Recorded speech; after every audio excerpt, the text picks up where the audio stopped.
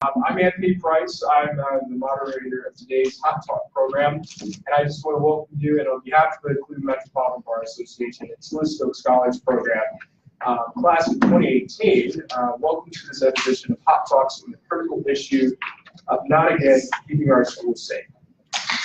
In late May, when schools began summer recess, CNN reported that had already been 23 school shootings in the 20 weeks since January 1. Let's take that in for a second. When someone was hurt or killed, including the Parkland, Florida event on Valentine's Day that left 17 dead. And as a nation, we witnessed a student-led march of our lives in Washington, D.C. that I had the pleasure to be a part of and see so many young people share their voice and make sure that their voice is heard.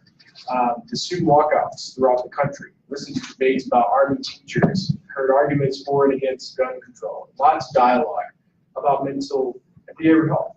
And so this summer, my fellow scholars, which are some in the room, and I took a close look at the epidemic of school shootings and efforts underway in Ohio to keep students in school safe.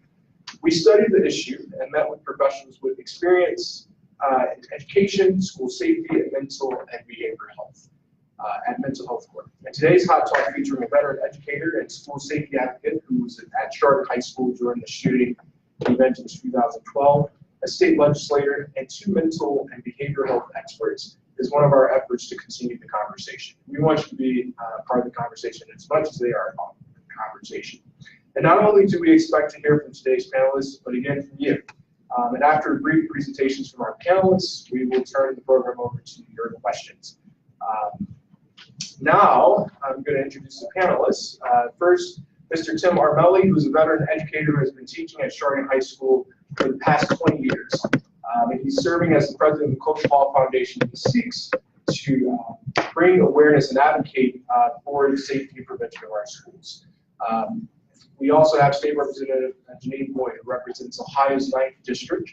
And she's actively involved in promoting legislation and the state budget process on behalf of programs that serve our most vulnerable citizens, including children and families. She also supports House Bill 318, which we'll talk about in a second.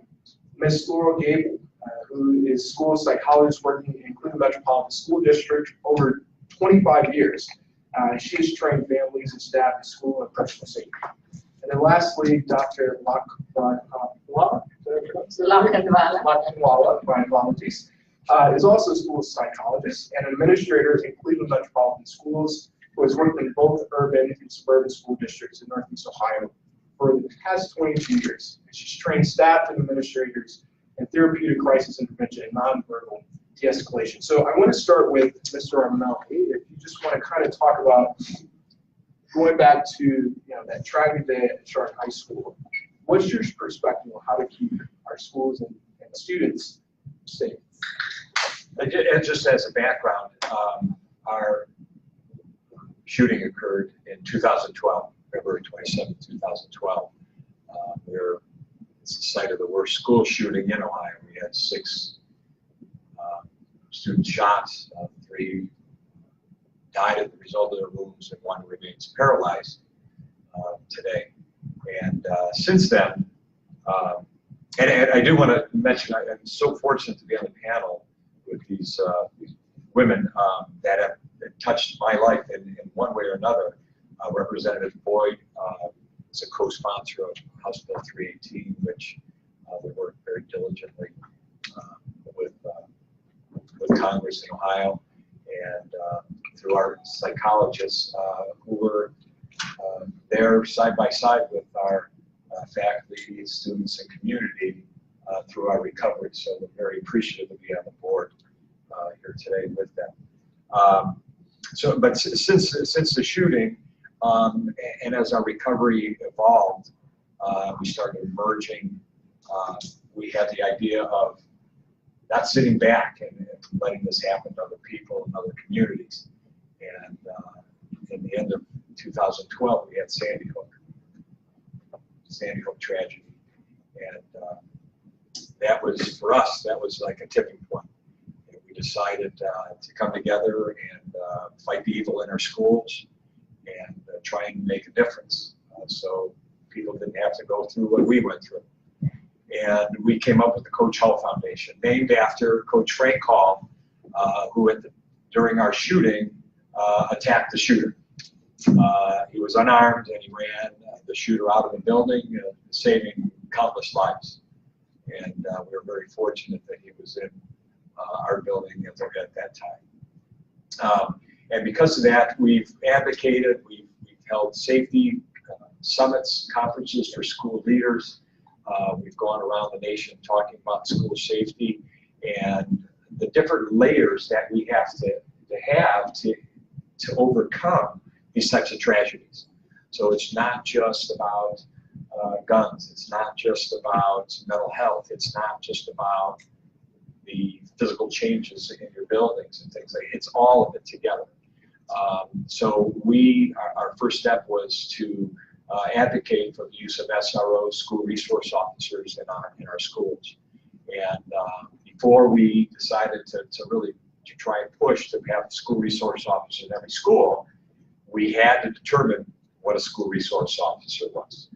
There was no definition before House Bill 318. There was no defined role of an SRO and what training they had to have and what credentials they had to have because of that. So House Bill 318 started as an idea between ourselves and Representative Patterson, and it evolved from that to different layers of protection for our kids in school. House Bill 318 is a great piece of legislation. It not only defines what an SRO is, defines the training of an SRO, but it also provides monies to schools to help for mental health awareness, mental health assessment, mental health professionals. It also allows monies for physical changes in buildings, whether that be for different windows, different door locks, different entrance ways, and things like that. So it goes to a variety of different layers that you can have in your school. And it also addresses cultural changes that we have to have. These things don't happen by accident.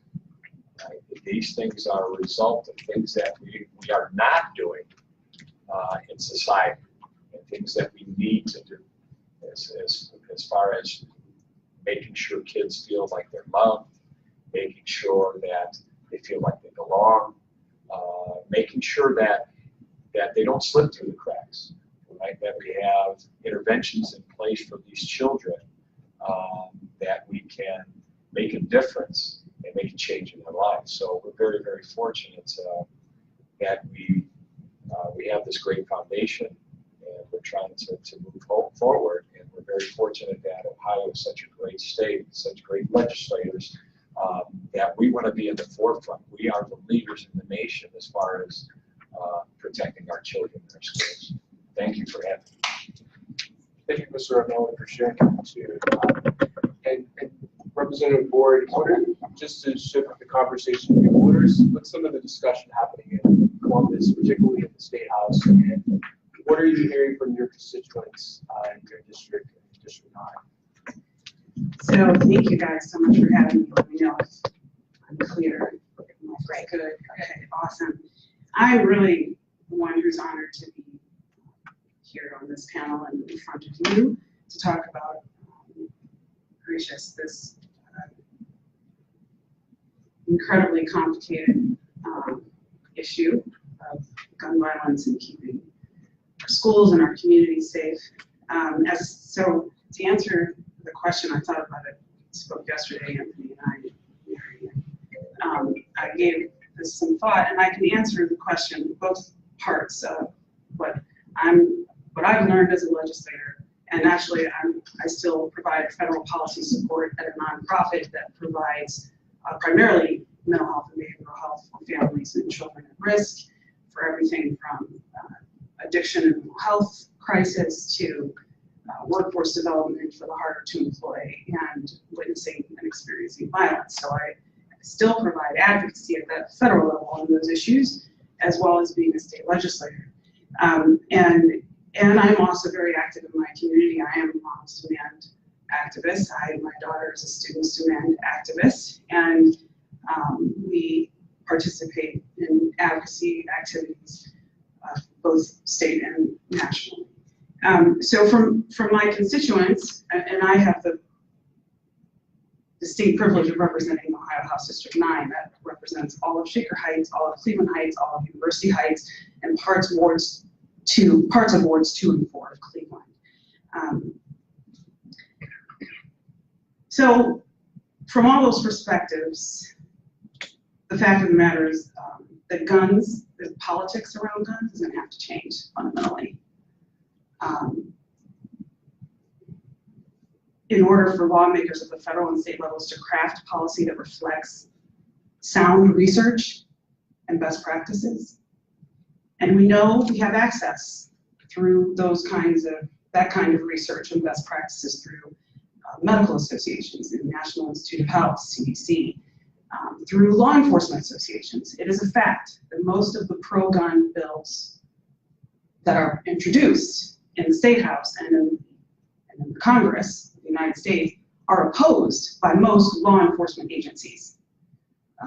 Whether you're talking chiefs of police associations or fraternal orders of police, the only state troopers, the only law enforcement agency that has occasionally come out in favor of certain pro-gun bills have been the Sheriff's Association. And you can argue the culture of that probably in a whole other hot talks hour or so. And we know that organizations like the National Rifle Association do not provide gun safety related research.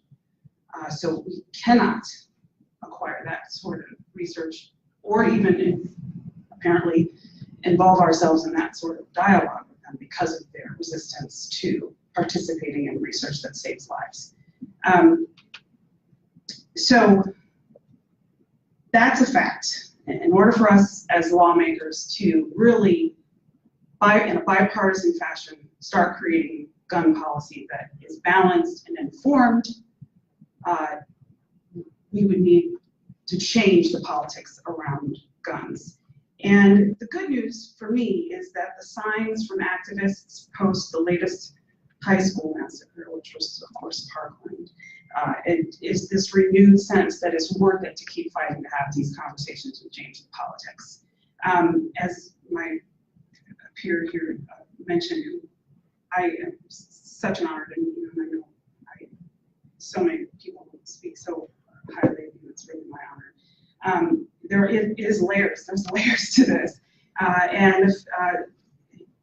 So when I think about our politics, it kind of references the layers to me that you may not even realize is happening. So I'm just going to give you a few examples. So we have a Congress that has introduced more than once legislation to make it easier to purchase silencers.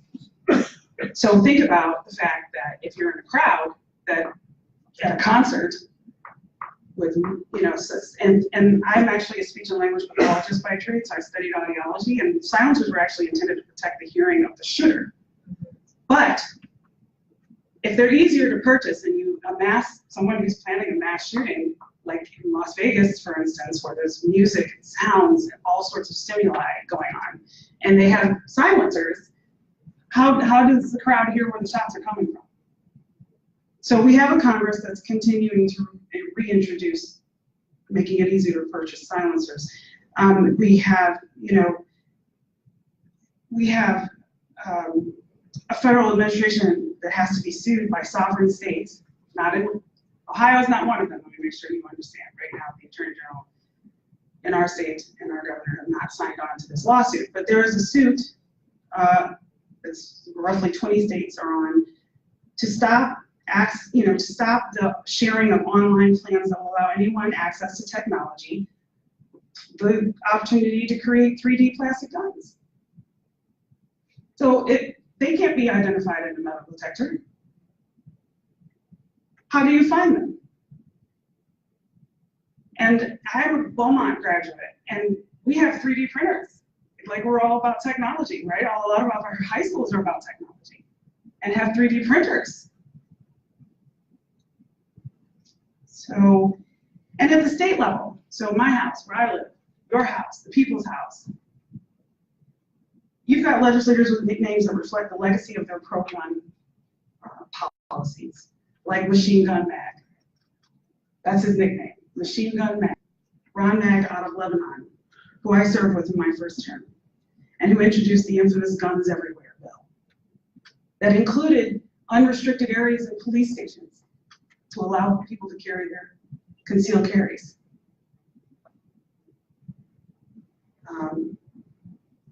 And you have a House Republican legislator who, so you know, in the Senate, the red flag bill was introduced by Senator Williams, who's my state senator, and Senator Joe Schiavone. Republican introduced that bill in the House. Representative Haney, he and I have a great relationship. I told him how proud I was of him for introducing this red flag bill. It's something the governor supports. It basically, if you're not familiar with it, it aims to keep firearms out of the hands of those deemed by family members and authorities to be a threat to themselves or others. But likely under the pressure of the pro-gun lobby, which I witnessed. I mean, this bill went through my committee, state and local government. And I watched the pro-gun lobby come in, and very clearly the witnesses had not read the bill. And so the kinds of things they were saying was that we were going to take their guns away. And how dare a Republican come in here with a bill that threatens to take our guns away. Years ago, and I'm quoting now witnesses, years ago, this sort of bill wouldn't have been introduced by a Republican in a majority Republican House, saying all this to a majority Republican committee that I happen to be a member of. And under that kind of pressure, and he shared with me several times that he was receiving that kind of pressure, and it had been tough for him. Of course, I had to say, now you know how we feel. But nonetheless, under that pressure now, he's a co-sponsor of House Bill 708, which gives schools the option of arming teachers. He went from red flags to arming teachers in the same House session within a matter of a few months. So I do believe the politics is in the process of changing, again, because of the kind of activism that has that's just grown. And it is true, there are layers to this. You know, I say to my peers often, as an advocate for children with special needs and mental health disorders and families at risk, some would say that we are the reason, the state is the reason that there is a crisis, whether we're talking addiction or violence. Because Medicaid reimbursement for treatment of addiction and mental health hasn't seen a reimbursement in over 20 years. So we haven't kept up with the need. We haven't kept up with it over 20 years. And now we're changing the way we fund mental health and addiction. And all the agencies that do the best work are fighting to figure out how to accommodate this new billing system and a managed care system. And we are constantly fighting attacks to Medicaid expansion and Medicaid services. But then I have peers who want to expand treatment. How do you expand treatment if you cut the funding source? So there's a lack of connecting the dots. So I would say to you that, you know, I'm inspired and encouraged because of the activism that's taking place that forces these sorts of conversations and these sorts of you know, community forums and marches and showing up at your legislator's office and emailing and calling. I'm inspired and I'm encouraged by it. But for the foreseeable future, I think it makes sense to pursue balanced, common sense, incremental improvements. I have a few bills myself. I'm happy to talk about them later in the conversation, so I don't take up any more time. And just get serious about you know, changing the politics around the conversation around guns. So. Thank you, Representative Lloyd. And so for Dr. Black and Dr. Abel, one thing that we don't hear much about is mental health and behavioral health. Think about the shooter or the trauma that students face if they ever experience these traumatic events. And so I want to know, as experts in the mental health and behavioral health field, share your perspective about school safety and the role of a resource officer to play in making an impact or making a difference in saving lives and ways to address the epidemic that we're facing right now, or that we're faced with right now. So I I'm also very thankful to be on this panel, but also very proud of the scholars for picking such a great topic. We are so passionate about it, the school safety on a daily basis in schools, those of us who work there, and have been working in area of crisis intervention for years. So this is a very, very timely, but also thanks to Carrie, she kind of gave me a sense of what this panel is going to look like. And she did say that I speak to the ratio of all these mental health professionals in school to students, and that I speak to what the current mental health crisis looks like in school. So between Laura and I, we will try to give you a sense of that. So without further ado, I'll share with you, and I will respond to the question about the school resource officer. I think it will be a great team player for us because we have all these mental health professionals who are currently existing in the school systems, and they do not ever have enough time or because they have such large caseloads. So to have someone, however, there is a distinct skill set that we are talking about. It's very discrete skill sets. A school resource officer talks more about the physical safety and the intervention and postvention. And the mental health professionals that I'm going to talk about are the people who are talking about prevention and building the strengths of our students and our teachers in handling those mental health crises. And I'm also speaking to the fact of the term that is usually not very obvious to general public, and that's psychological safety. And that's a big thing. So, and Laura will go in more details about what that physical and psychological safety is. So just recently on NPR, we heard that up to 1 in 5 kids living in the US show signs or symptoms of a mental health disorder in a given year. So in a school classroom of 25 students, anywhere from preschool to high school, so there is no age limit to that, 5 of them may be struggling with issues that many of us deal with, adults. Depression, anxiety, substance abuse, suicidal ideation, to just name a few. And yet most children, about nearly 80%, who need mental health services don't and won't get them. Being able to recognize and support kids' mental health in schools matters because they spend a fair portion of their young life on school premises.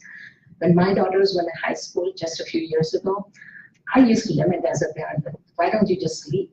Because of their after-school activity, the majority of their time, they used to be in schools.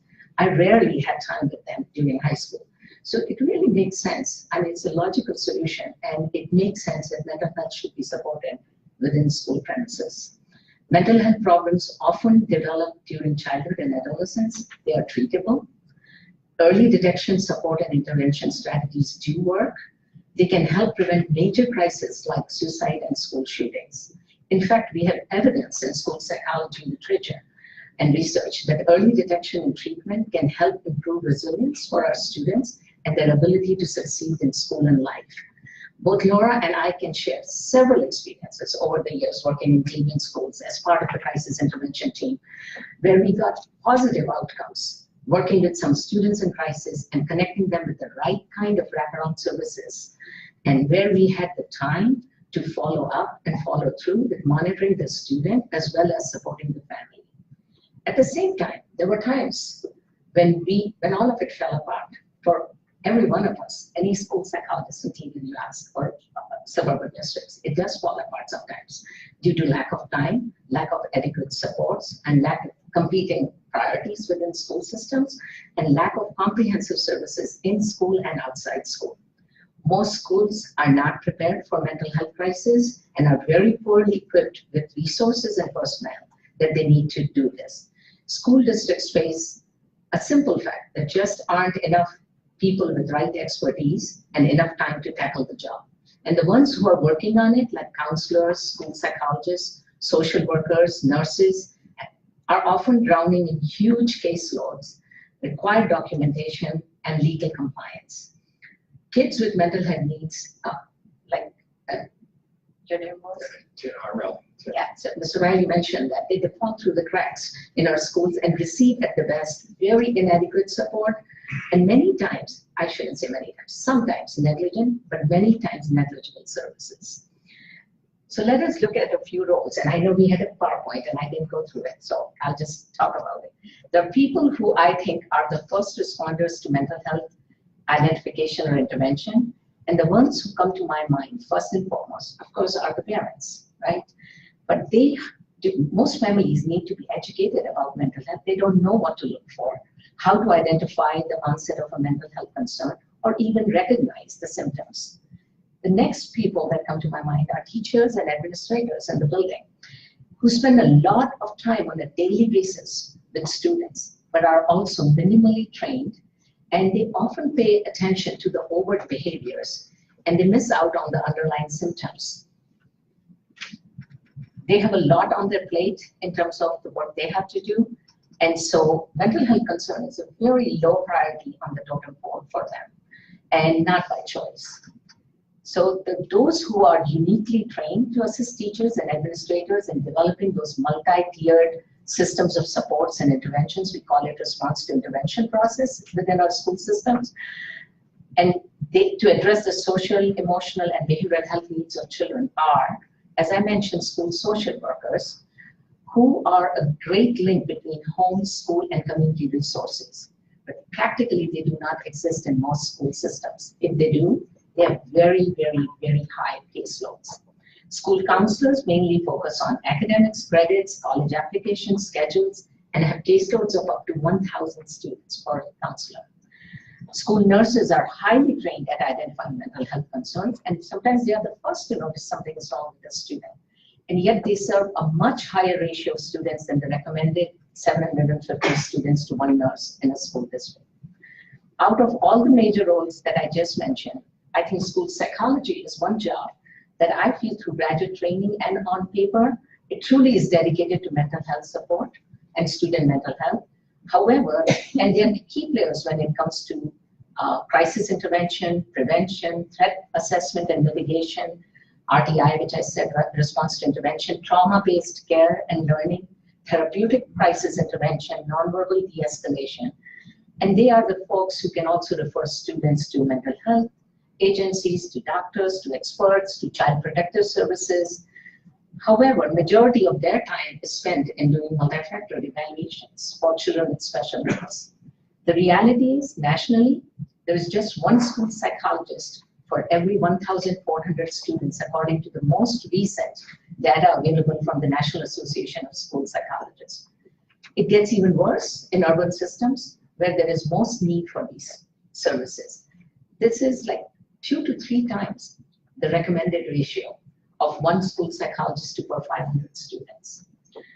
With approximately 1 in 5 youth requiring significant mental health supports in order to be successful in school, the need is overwhelming and impossible to meet given the current shortage of mental health professionals. So school resource officer is going to be a great addition because they can be part of that crisis team. But as I say, there is a huge difference between physical safety and psychological safety.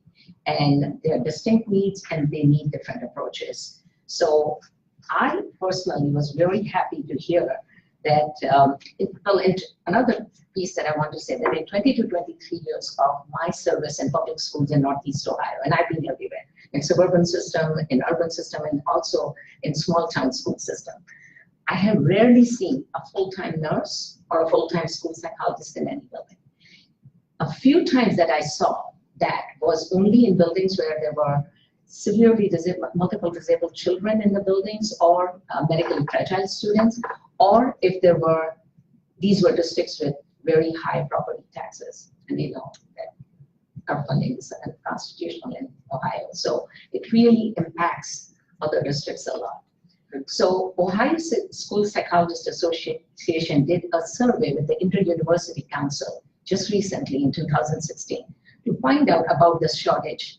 And they found that statewide, not only shortages exist, but they're increasing and they warrant a proactive targeted action plan. So the majority of this data came from educational service centers around the district, around the state, that talks about like 574 school districts, majority like 87% of the district. And they talked about,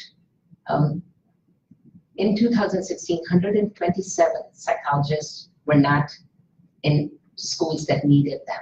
And they were talking about 5 times that kind of shortage in a few years. Because part of the things they did through their survey, they found out that all the universities, the 9 universities in Ohio, train about 100 interns every year who could come and serve, because that's one of it's a paid internship through the state, but we never can in the past few years ever get all 100 interns to come and work for us.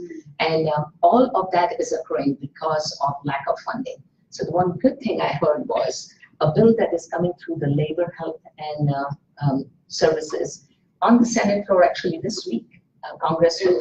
Yeah, and I believe Republican Nelson, Senator Nelson is introducing an amendment of how to take out $10 million from that and create some kind of a pipeline between graduate programs and school systems so that we can have more and more mental health. And I'm very excited about that, and I hope that that happens. So in conclusion, I can see that I'm already running over my time. So in conclusion, I would say I'm truly excited that there are possibilities with that particular bill as well as the one you are talking about. And safety in school is a very achievable and a doable goal if programs and resources in schools focused on non-invasive, non-violent response to the crisis we face in school now. Our school needs to hire adequate number of mental health services that focus on all students, encourage explicit teaching of expectations and healthy choices, the structured education and opportunities in school for student success, and use a humanistic approach so that we can do more collaborative problem solving based on the data we have and create to address this mental health crisis. And so we can gather evidence that will support our schools in the near future, and it would be a right step. Bills like this would be right steps in a defining moment in helping our children stay safe and healthy in schools. Thank you, Doctor. And I guess, Dr. Gable, one thing that's starting for me that 80% of students don't have access to mental health resources. So do you want to continue or talk more about the role of the school resource officer, whatever you want to share on your expertise? Certainly. And I know I need to talk fast. I teach graduate students at night, so I can't talk quickly.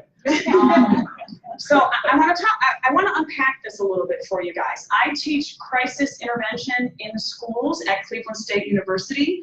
And one of the things that we talk about is the different layers of school safety, because there's a lot of things that you have to take into account. So first I want to talk about why do we need school safety? Why?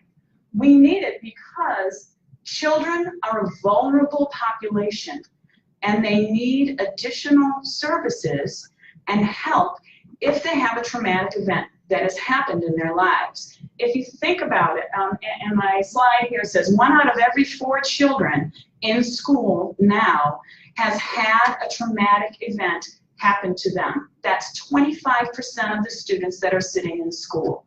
One of the things that we know about kids is they don't have all the coping skills that we have as adults. So some of these services are going to help those students gain those additional coping skills that they need to be able to deal with and recover from difficult situations that happen in their lives. And that's one of the reasons why we do some of this safety work. One thing for sure that we know about students is they are resilient. If we can assist them in being resilient, that's going to be important, because we know, think about your own life. When you're having troubles in your own life and then something difficult happens, it's a lot harder to get over that. So our goal in this is to make children as healthy as possible at baseline, just regularly, so that if something does happen in their schools, they're already in a very healthy state and we're able to, and it's easier for them to bounce back. One of the things that we know, and let's see if I can multitask. I went too long. Trauma can impact school performance. When we see children that have trauma, we know that their grades go down, their attendance goes down. as far as their cognitive skills and ability to learn. They have difficulty processing information. They might have difficulty with problem-solving skills, as well as difficulty with attention and concentration.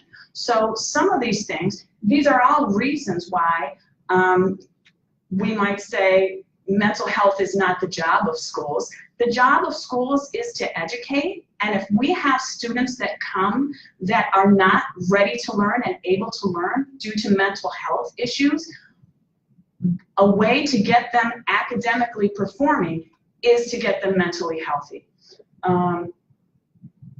So students that have trauma risks, they can have had previous traumas, previous mental health issues, lack of social supports. All of those things are also involved.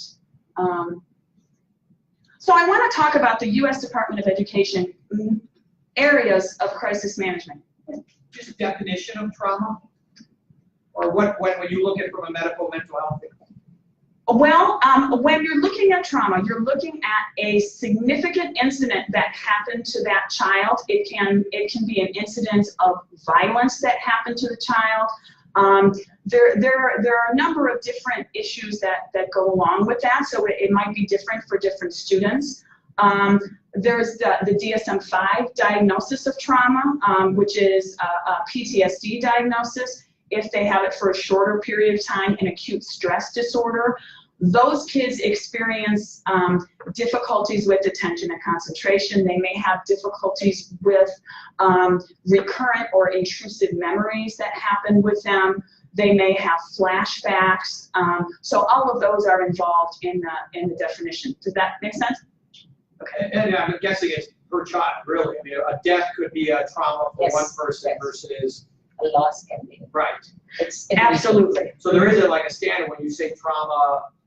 I mean, are we assuming 1 out of 4 has a trauma under the definition of trauma? Yes. Mm-hmm. Okay.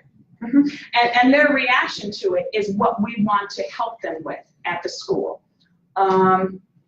In looking at our U.S. Department of Education, they've got 5 mission areas. So when you're responding to school safety, you have to do stuff in the prevention area. So do things in your school to make it happen that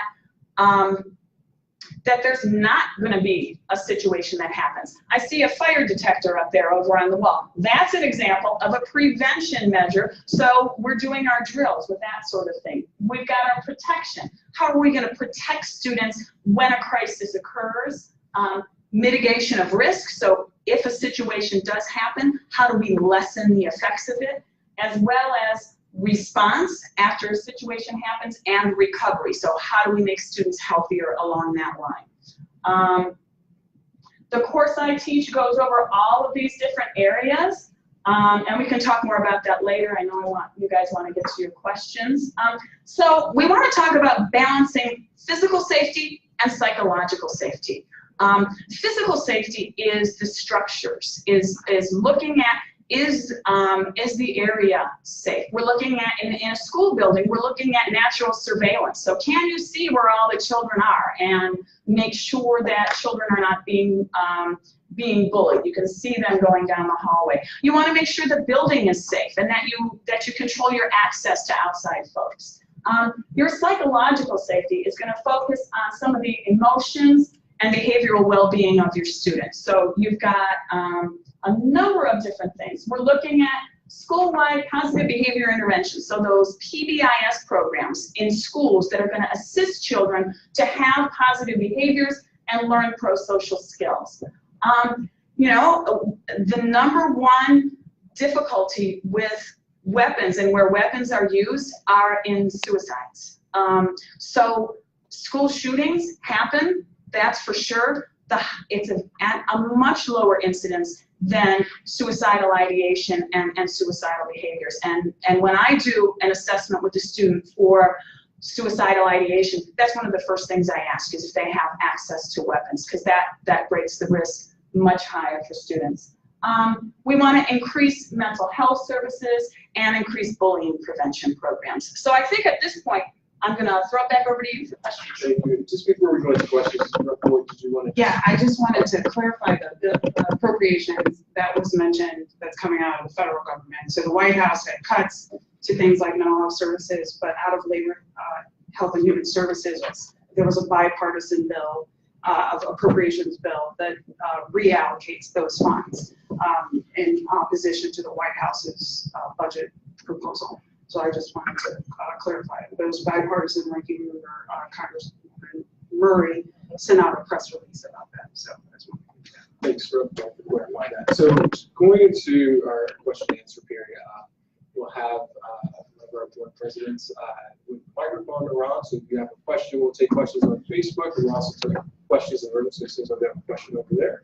I'm holding the microphone because I have a question, and I'm not the person who passes around the microphone. I hand it off. So, but thank you very much for recognizing me. I'm Stephanie Trudeau. I'm president of the Cleveland Metropolitan Bar Foundation, and this has just been a very awesome talk, which has just provoked a lot of thoughts and ideas. So I have two questions.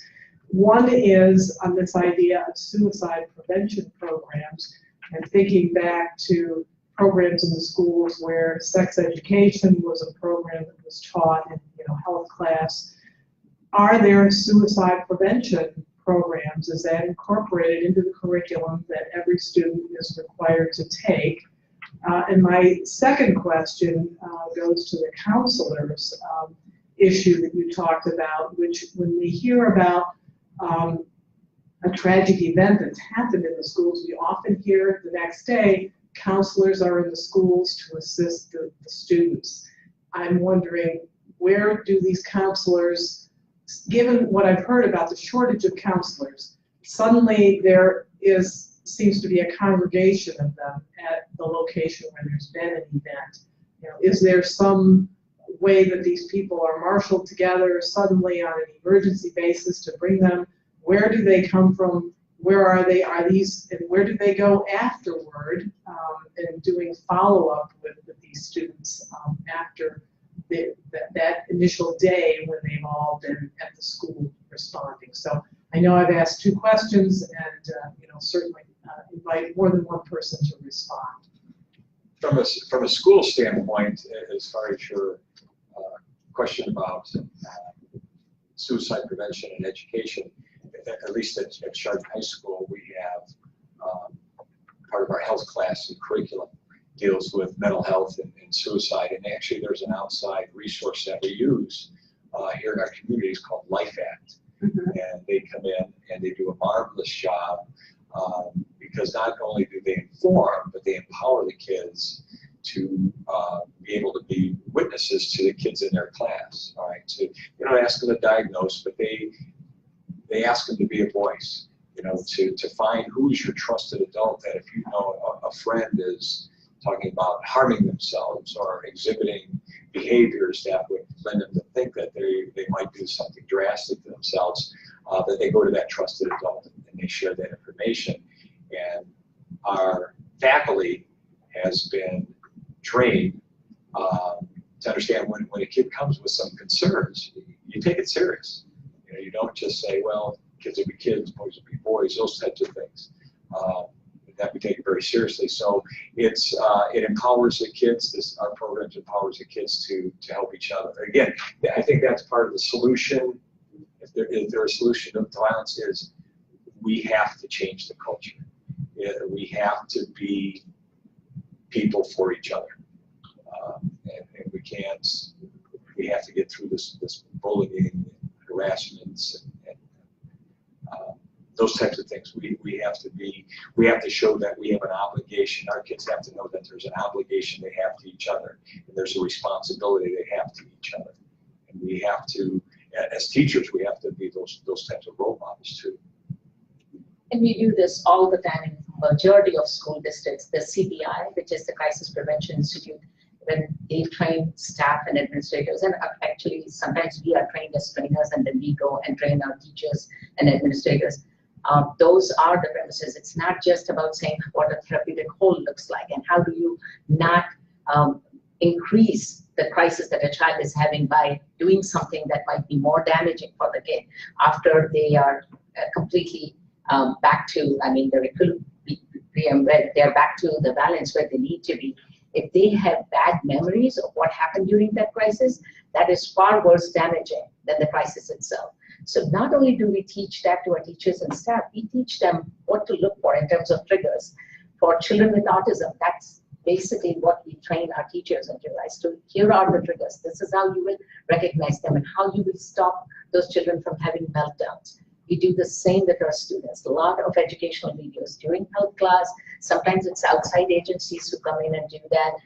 From a program like what Laura has been doing at national level, Prepare. That's what it is. It's all about prevention, right? And getting all the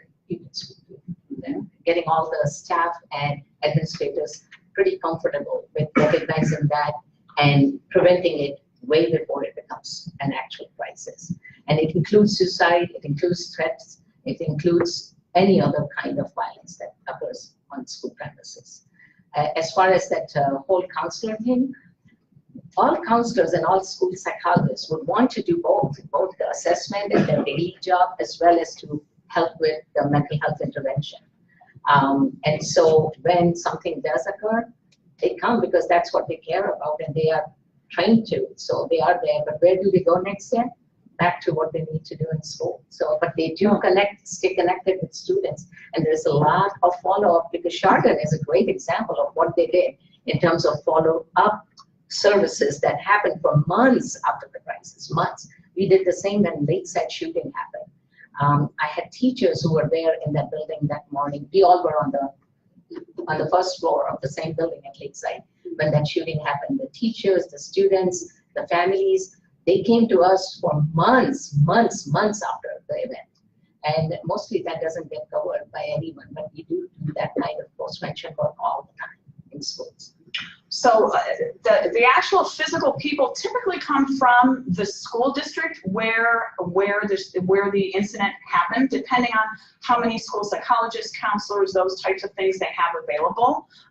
So they usually leave their regular positions for a few days and come and take care of crisis stuff. There's also memorandums of understanding in between school districts and maybe some outside agencies. Belfair or Beachbrook can sometimes come in as an outside agency and help assist during a crisis as well. So that's typically where those folks come from. So we have a question over here. This one is directed to Coach Armelli, and I apologize because I arrived a few minutes late. I don't know if this was addressed, but one of the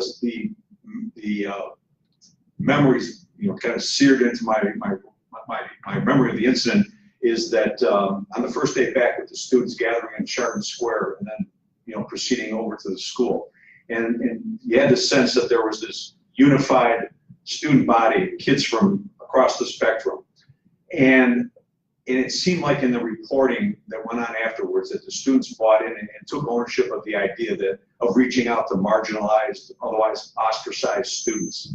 So my question would be, if in fact my recollection is correct, how do you perpetuate that from year to year and from high school generation to high school generation of reaching out to those kids who are on the fringes that back in my day everybody kind of just shunned and did not include in the cliquey groups. Right, and you're correct. We were very fortunate in that we had great leadership in our school. Joe Bergan, our superintendent, Andy Fetchick, our principal, and our recovery, for the most part, was student-led. And so the shooting occurred on a Monday.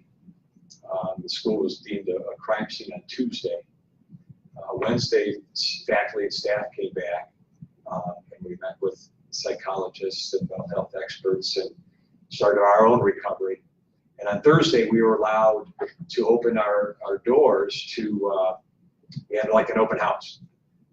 Because if we left that building, the building was evacuated by the SWAT. Kids were reunified, and by 11:30 that morning, there wasn't anybody in the school building. Folks were left behind. Lunches, breakfasts were still on tables, and VCRs were still on. those things had to be taken care of. So they decided to go with an open house. That way parents can come with their kids and they can gather their things and just kind of start the recovery. And it was supposed to start at 10 o'clock. And at about 9:45, you know, as faculty, we're there and we're waiting, we don't see anybody. And Chardon High School is kind of set back from the road. And as you come up Chardon Avenue, you can't see the school because of all the houses. And we're waiting, and all of a sudden, you can see the kids coming. And they all, through social networking and phone calls, they met up at the square and they marched, 1,000 kids marched down the middle of the street and kind of took over the school. And at that point, we knew that whatever we did as far as recovery, we had to include them. And they were just a great resource. And since then, we knew, so the kids would have, and again, they started things like, tomorrow's going to be a whiteout. Everybody wear white, or everybody wear black, or everybody wear red, or, you know, school colors. And there would be kids at the front of the school, and kids came in and maybe didn't get the text or whatever and had something else on. Someone would be there with their extra t-shirt saying, do you want to wear my red shirt? Do you want to wear mine? They took care of each other. And since then, it's fostered I don't say a movement in the school, but we embraced AC4P, actively caring for people through Virginia Tech, through their tragedy, that we're going to extend kindness to one another. And we now have a leadership group in our school that makes sure that they keep perpetuating that culture throughout the student population. We also do work with Sandy Brook Promise. And they're great, again, changing that culture. They do say something, no one eats alone. It starts with hello. They do some great things too. So we've embraced that culture, whereas let's get some of these things, let's let the kids lead. You know, one, it obviously promotes great skills on their part, but it promotes that sense of community that we need. Thank you. Questions on Facebook? Anyone else want to add to that question? Oh, question over here. Yes, I have a question. Since we know that parents in particular are the first responders, are there any programs geared towards educating them, such as maybe the school psychologist meeting with all of the parents to help them identify mental health issues? Are there any programs that are of that nature currently existing in the schools today? It's a great question, and there are school districts who do that on a regular basis, where they do have the counselors and psychologists meet with parents after school, and they provide professional development training to parents in a variety of areas. And like in Cleveland, I can give you one example. We are doing right now something called APTT in certain networks, and it's called Academic Parent-Teacher Nights, where helping parents understand what they could do to help their children with academics in terms of math and reading, and how it can be a fun activity and what you can do to develop those skills. Around those same ideas, people have also tried to get in the same set of parents is attendance. Who comes to school after you open up? So when they do come, we do talk to them about, hey, there is another after-school activity we are doing, and we're going to talk about behavioral health. And the parents do come to those. Does it happen on a regular basis and practically all? Like, and I've been in other school districts too, both suburban. Parent attendance is a tough thing, despite the fact that we may send out invitations, all kinds of IVR messages, everything. There are only so many who come, and those who come, they do benefit from it. Is it possible for us to go out in the community and do? I think places like Ohio Lightstone, what was some other thing, Cornerstone of Grief and Hope, right? Cornerstone of Hope.